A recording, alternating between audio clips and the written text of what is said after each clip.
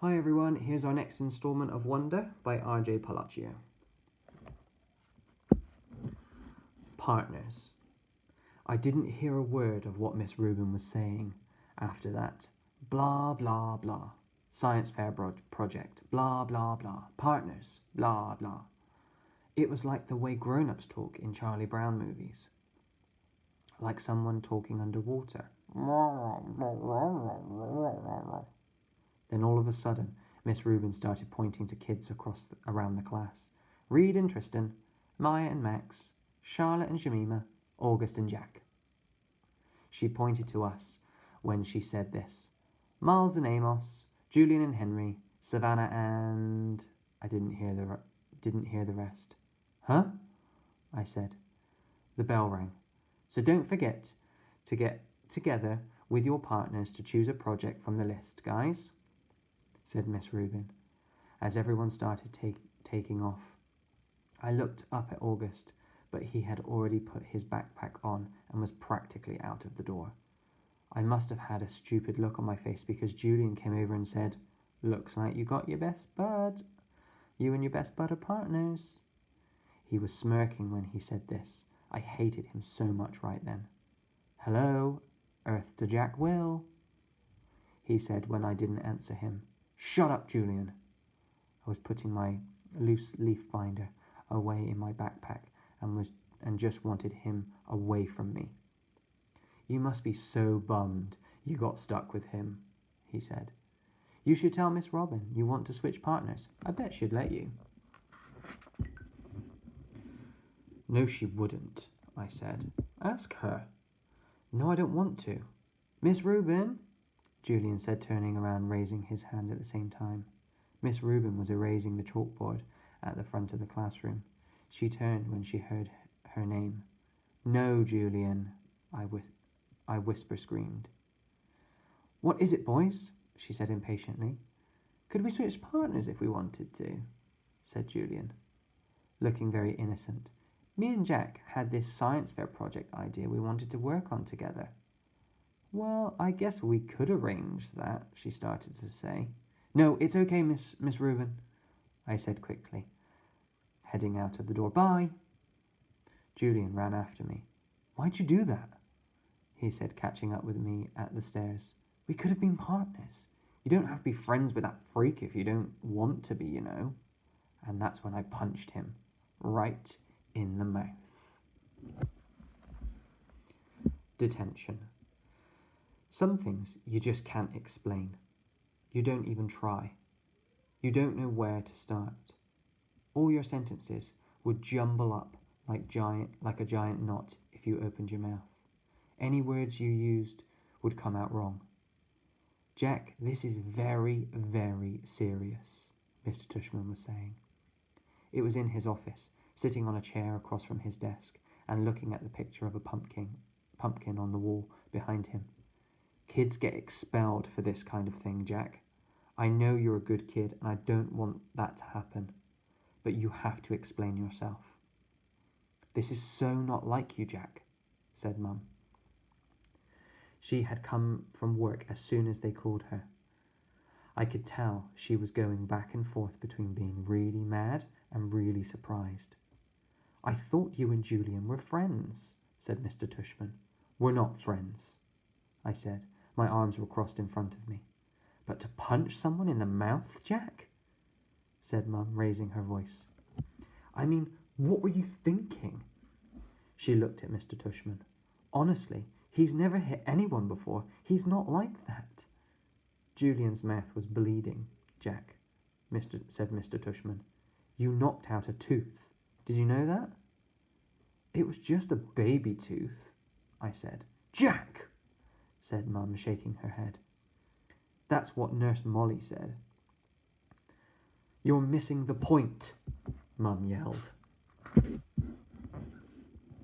I just want to know why, said Mr. Tushman, raising his shoulders. It'll just make everything worse, I sighed. Just tell me, Jack. I shrugged, but I didn't say anything. I just couldn't.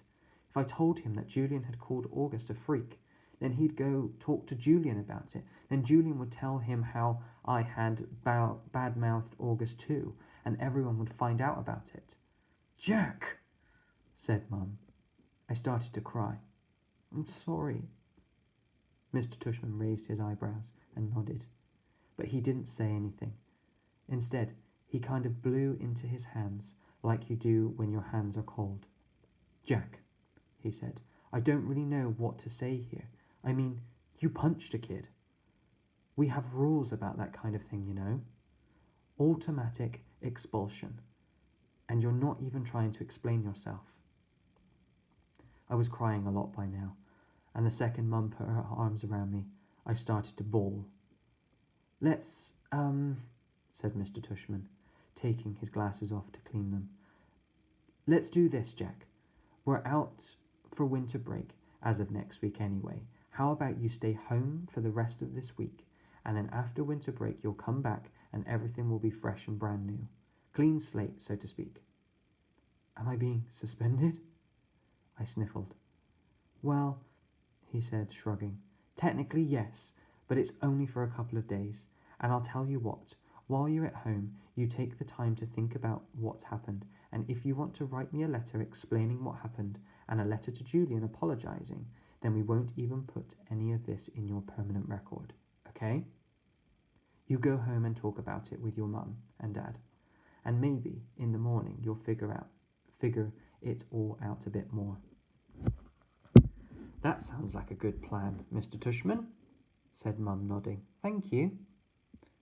Everything is going to be okay, said Mr. Tushman, walking over to the door, which was closed. I know you're a nice kid, Jack, and I know that sometimes even nice kids do dumb things, right? He opened the door. Thank you for being so understanding, said Mum, shaking his hand at the door. No problem. He leaned over and told her something quietly, and that I couldn't hear. I know, thank you, said Mum, nodding. So, kiddo, he said to me, putting his hands on my shoulder, think about what you've done, okay? And have a great holiday. Happy Hanukkah, Merry Christmas, Happy Kwanzaa. I wiped my nose with my sleeve and started walking out of the door. Say thank you to Mr. Tushman, said Mum, tapping my shoulder. I stopped and turned around. I couldn't look at him. Thank you, Mr. Tushman, I said. Bye, Jack, he answered. Then I walked out of the door. Season's greetings. Weirdly enough, when he got back home and Mum brought in the mail, there were holiday cards for both Julian's family and August's family. Julian's holiday card was a picture of Julian wearing a tie, looking like he was about to go to the opera or something. August's holiday card was of a cute old dog wearing reindeer antlers, a red nose and red booties. There was a cartoon bubble above the dog's head that read, Ho, ho, ho. On the other side of the card it read, To the Wheel family, peace on earth, love Nate, Isabel, Olivia, August, and Daisy. Cute card, huh? I said to Mum, who had hardly said a word to me all the way home. I think she honestly just didn't know what to say. That must be their dog, I said. Do you want to tell me what's going on inside your head, Jack? She answered me seriously. I bet they put a picture of their dog on the card every year, I said. She took the card from my hands and looked at the picture carefully. Then she raised her eyebrows and her shoulders and gave me back the card. We're very lucky, Jack. There's so much we take for granted. I know, I said. I knew what she was talking about without her having to say it. I heard that Julian's mum actually photoshopped August's face out of the class picture when she got it. She gave a copy to a couple of the other mums. That's just awful, said Mum. People are they're not always so great. I know. Is that why you hit Julian? No. And then I told her why I punched him. And I told her that August was my ex-friend now. and I told her about Halloween.